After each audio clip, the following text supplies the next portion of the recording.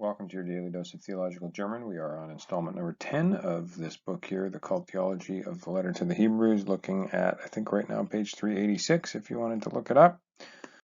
Okay, so we're into some real German now, and the rest of the sentences in this series are going to be more or less like this, so buckle up. But here we go. It's not too terrifying if you know what you're looking for.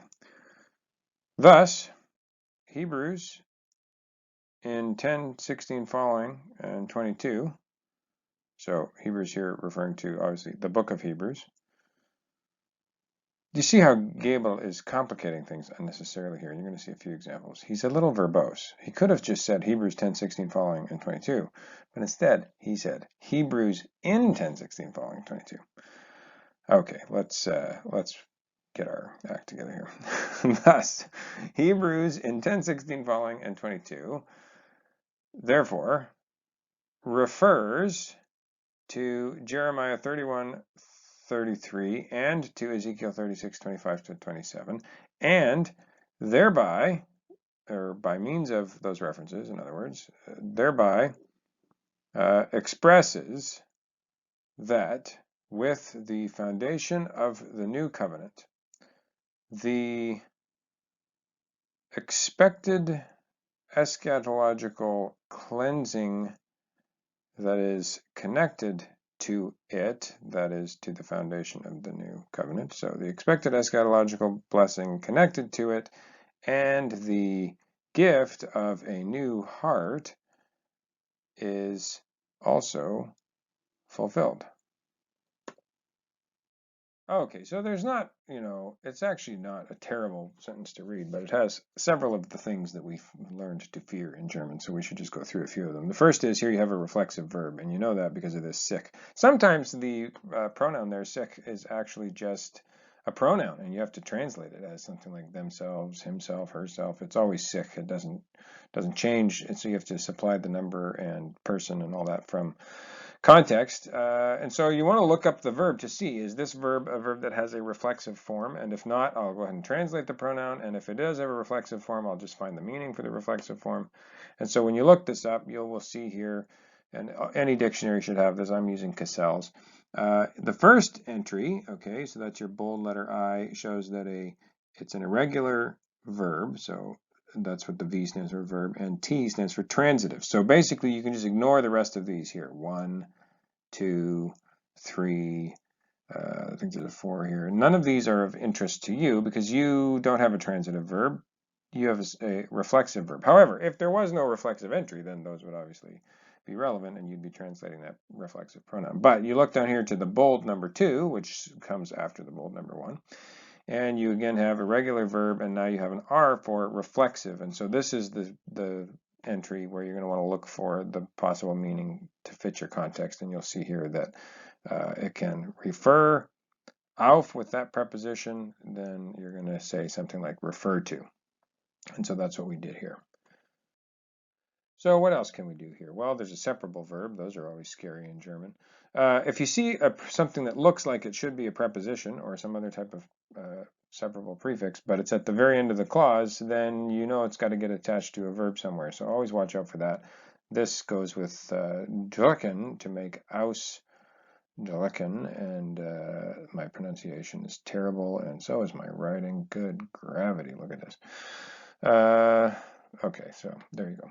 Well, here's this thing about this that's kind of interesting, is that in English we would say for this express. Well, if you actually just separate this and treat it as if it were a preposition and a verb, the verb in German, drücken, actually means something like to press. Okay, so that's where you get the press part. And then, of course, aus in German actually means, often can be used for something like out. And here you have X, which is sort of borrowed from Greek, but also can mean out of, or some similar kind of function as the preposition aus in German. And so what we've basically done in English is, instead of creating our own separable verb, of which we do have examples, if you think of something like to turn the light on, you separate the on from the turn. It's really to turn on, and it means something very different than the verb turn with the preposition on in some other phrase.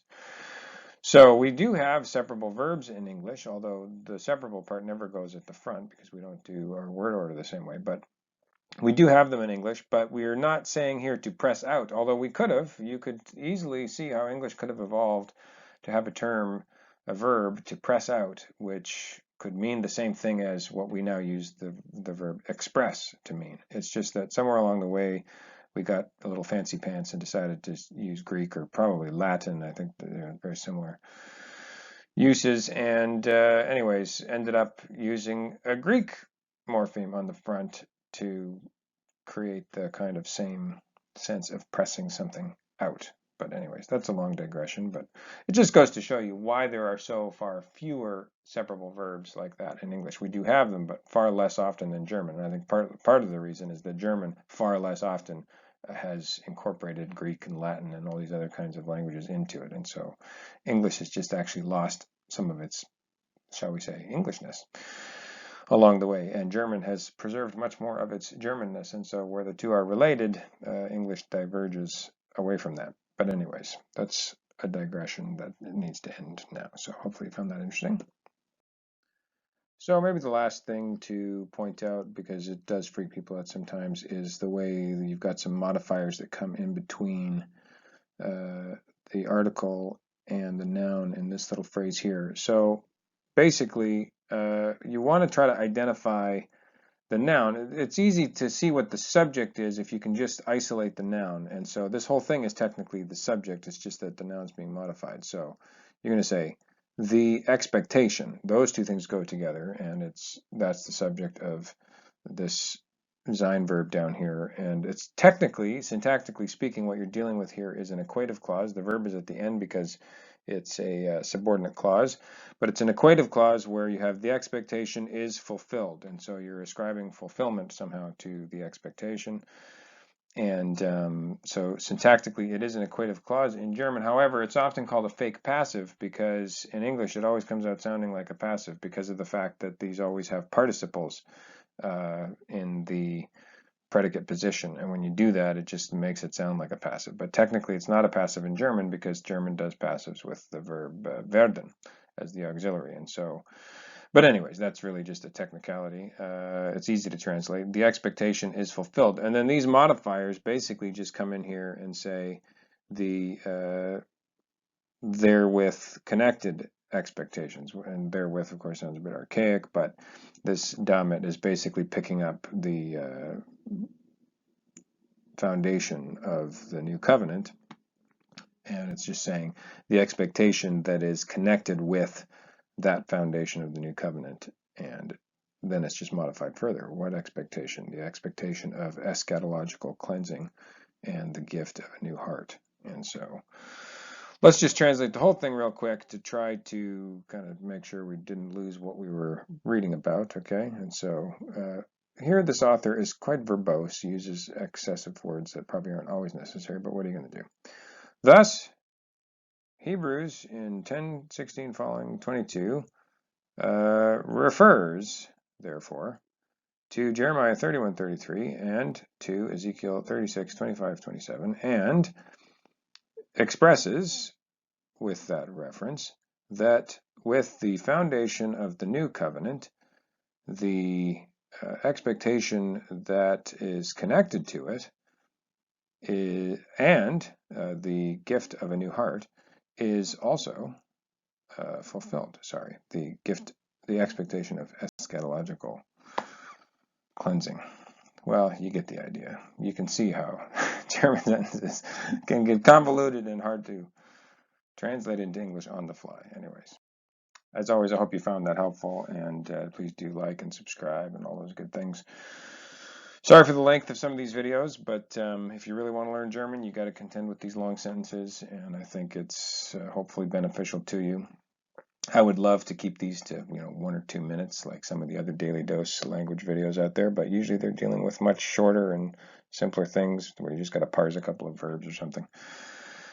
But I try to give as much detail as I can because I want it to be meaningful and helpful and good practice all around on all the different features that make German hard to work with.